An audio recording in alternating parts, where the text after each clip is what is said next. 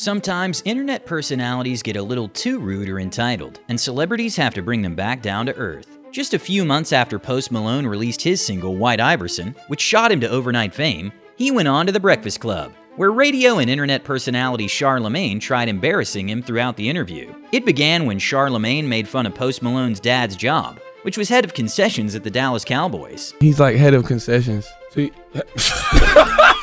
I said water boy. That's like kind of. No, he in the office. He's in the office. Head of concessions. He's in the office. Yeah. So we get free tickets. We get free chicken strips. Despite head of concessions for a professional sports team being a high-level job, Charlemagne seemed unimpressed, or maybe even confused about the role. And this is rare since he usually is an excellent host. But he really started trying to set up Post Malone by asking him tough questions regarding race. Are you afraid as a white rapper that you may be considered a culture vulture? I don't think so. What are you doing for the Black Lives Matter movement? What? I don't know. These were tough questions to answer on the spot, especially when they came out of nowhere. To make things even more uncomfortable, they brought Post Malone's girlfriend at the time onto the show, where Charlemagne kept insisting that Post was bound to cheat on her now that he's found fame. 20 years old, he's got a hot record, it's only gonna get bigger, he just signed. It's gonna happen, actually. A man is only as faithful as his options, you know that, right? The interview received a ton of backlash, with fans rallying behind Post and calling out Charlemagne for being way out of line. Post Malone went on to have an incredibly successful career, but even a couple years later, it seemed like Charlemagne still hadn't quite gotten over the heat he caught for the interview. You don't like Post Malone? I think he's trash. There we go. Okay, so let's talk about that. Why? I think he's trash. Even Jake Paul went to the defense of Post Malone during his interview with The Breakfast Club. Post is trash, but go ahead.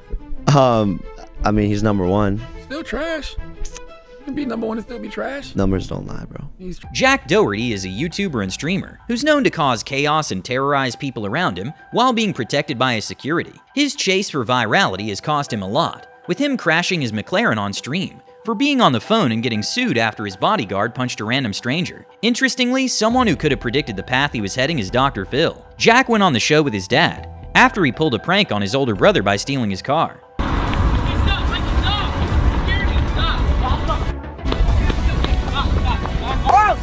However, during the episode, he didn't let Dr. Phil or his brother get a word in without interrupting. Michael, thanks for joining us. Yo, looking back on it, it was funny though. Come on, that was great. You popped me like 3 times in the face. It's your new car, right? Mm-hmm. Daddy bought it. Yeah, and also I thought he was gonna crash or something, and also I think he was just trying. If I crashed a car, I would buy a new one. Let's be real. So I'm talking to your brother, and you're interrupting. You're right. Yeah, go ahead, Michael. After interrupting Dr. Phil and arguing back for the 10th time, he'd had enough and decided to end the segment. More creative and... I think they're so creative. No one's ever done those types of stuff. Okay, we're done here. I'm sorry. I'm trying to give him some advice, and he wants to talk rather than listen. Jack, don't interrupt him He's again. very hard to get along with. I'm sorry. Jack, could you give him another chance? Jack, please don't interrupt anymore. I'm just trying to be nice. Let Dr. Phil speak and not being nice. I've tried several times to give him some advice. Just by looking at Dr. Phil's facial expression, it was clear he was done dealing with Jack's attitude. Even during the break, as Jack and his dad were being kicked out, Dr. Phil couldn't help but sneak in one last jab at Jack. I don't know. Yeah, no, he doesn't want to hear from anybody.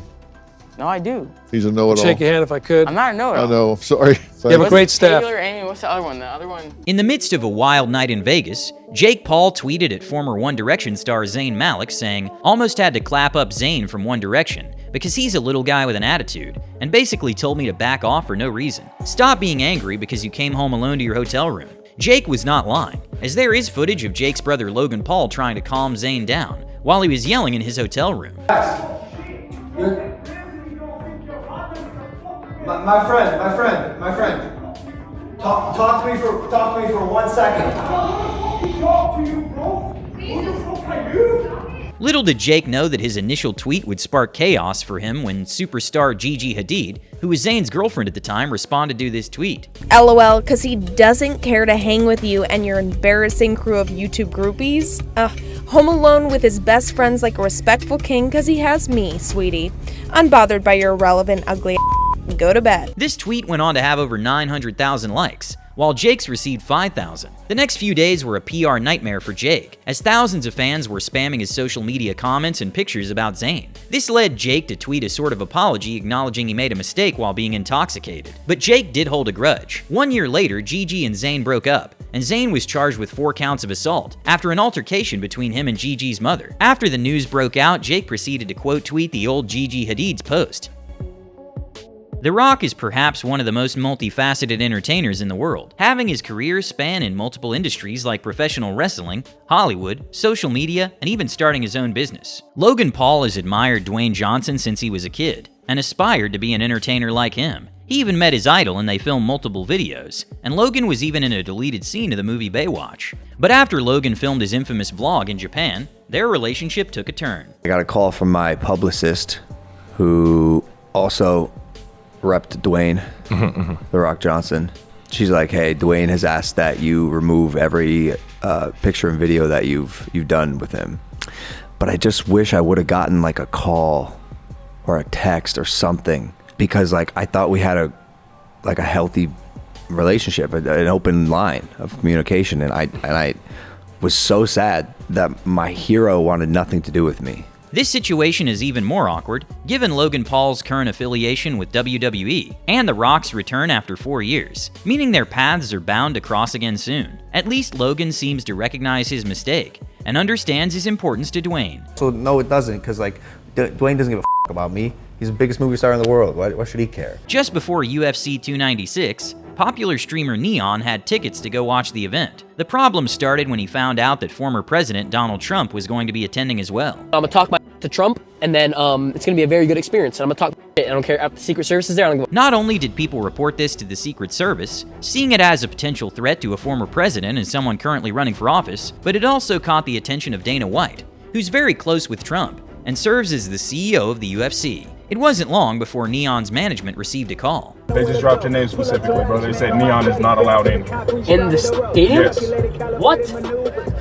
When asked about the situation during the post-fight conference, Dana White didn't hold back and proceeded to rip into Neon. He said some stupid shit on Instagram, and you know, he bought tickets so he wasn't anywhere close. When you start saying stupid shit like that, yeah, you're probably going to get busted up and thrown out of here, you know, making threats and talking dumb shit. Neon later posted a video apologizing to Dana White, the former president, and everyone involved in the situation. Needless to say, he probably won't be getting UFC invitations in the future.